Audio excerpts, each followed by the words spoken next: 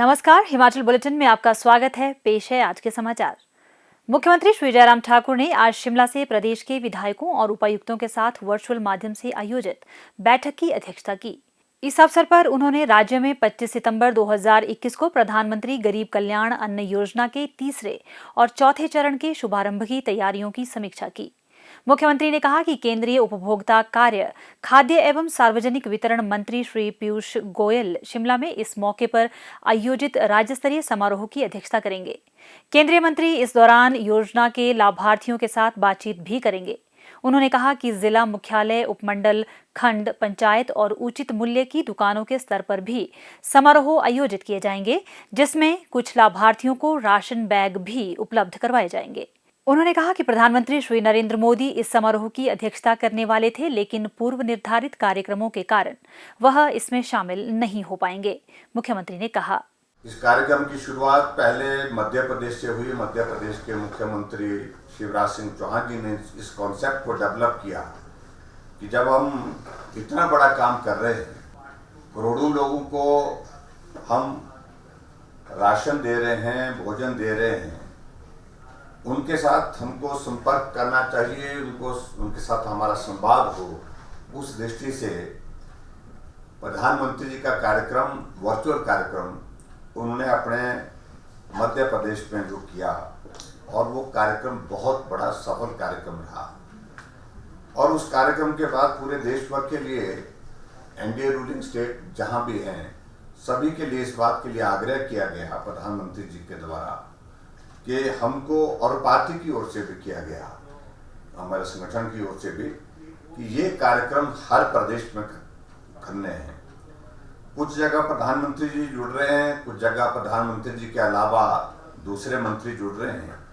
और हिमाचल प्रदेश में हम इस कार्यक्रम को 25 तारीख को कर रहे हैं, और 25 सितंबर जो है पंडित दीनदयाल उपाध्याय जी की जयंती भी है। उस दिन इस कार्यक्रम की हम शुरुआत कर रहे हैं। इस कार्यक्रम को हम यहाँ हिमाचल प्रदेश में कर रहे हैं।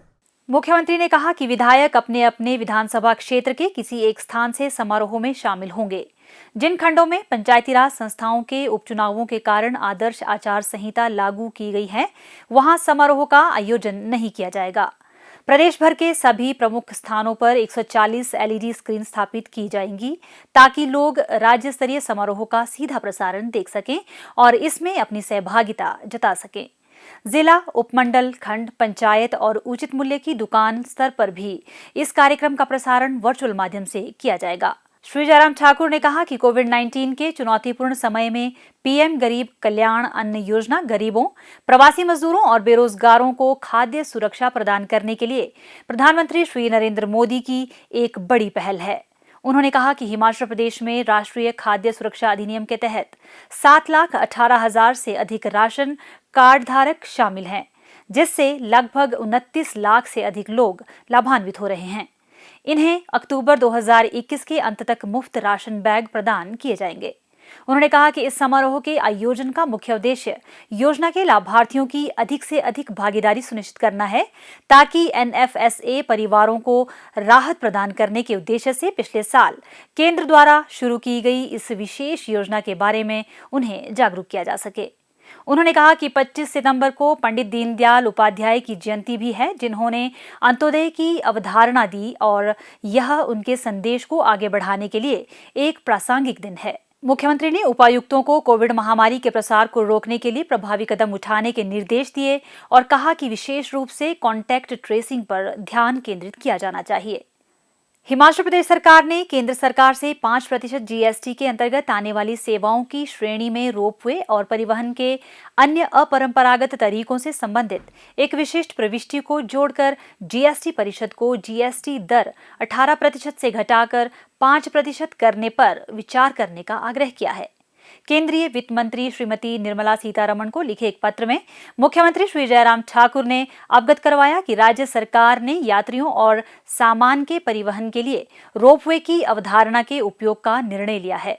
इस निर्णय का उद्देश्य उन छूटी हुई बस्तियों को जोड़ना है, जहां सड़कों का निर्माण पर्यावरण और आर्थिक दृष्टि से संभव नहीं है। साथ ही पर्यटकों के आकर्षण के नए स्थानों को जोड़ना और रोजगार सृजन व आर्थिक विकास के लिए पर्यटन की दृष्टि से नए अवसरों का पता लगाना भी है। अपने पत्र में उन्होंने यह भी उल्लेख किया है कि हिमाचल प्रदेश राजस्व घाटे वाले राज्यों में एक है जहां राजस्व अंतर 50% से अधिक है। राज्य में बड़े पैमाने पर रोपवे की स्थापना से राज्य में काफी संख्या में पर्यटक आकर्षित होंगे, जो राज्य के आर्थिक विकास में सहायक होगा। इससे राज्य की राजस्व प्राप्ति में भी वृद्धि होगी, जिससे राजस्व अंतर को कम करने में मदद मिल सकती है। मुख्यमंत्री श्री जयराम ठाकुर ने आज शिमला में मीडिया के प्रतिनिधियों से अनौपचारिक बातचीत करते हुए कहा कि प्रदेश सरकार ने सभी उपायुक्तों को बरसात के कारण हुए नुकसान का आंकलन करने के निर्देश दिए हैं, ताकि उचित सहायता प्राप्त करने के लिए केंद्र सरकार से आग्रह किया जा सके।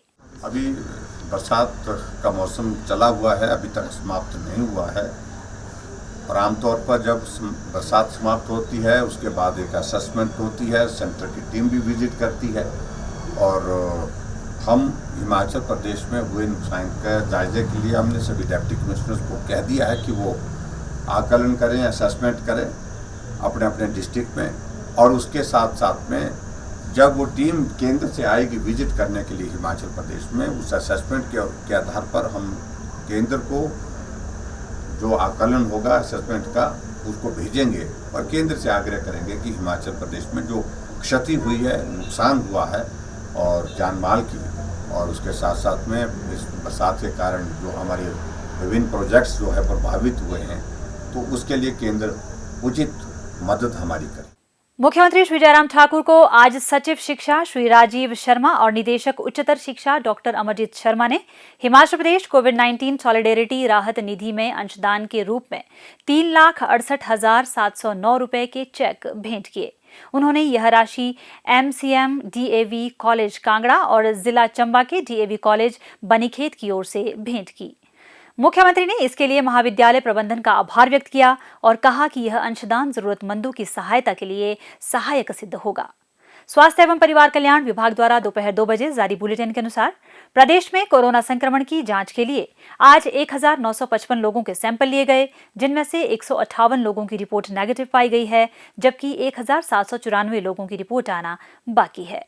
अभी तक 33,79,237 लोगों की जांच की जा चुकी है, जिनमें से 31,60,272 सैंपल की जांच नेगेटिव पाई गई है। प्रदेश में कुल 2,17,148 लोगों में कोरोना वायरस के संक्रमण की पुष्टि हुई है, जिनमें से 2,12,014 लोग इस बीमारी से ठीक हो चुके हैं और 1,479 व्यक्ति उपचाराधीन है। हिमाचल बुलेटिन देखने के लिए सब्सक्राइब करें YouTube channel DPR Himachal, follow करें ट्विटर @DPRHP, लाइक करें Facebook page information and public relations department Himachal Pradesh, visit करें वेबसाइट www.himachalpr.gov.in। इस अंक में इतना ही। कल फिर होगी मुलाकात। दीजिए इजाजत। नमस्कार।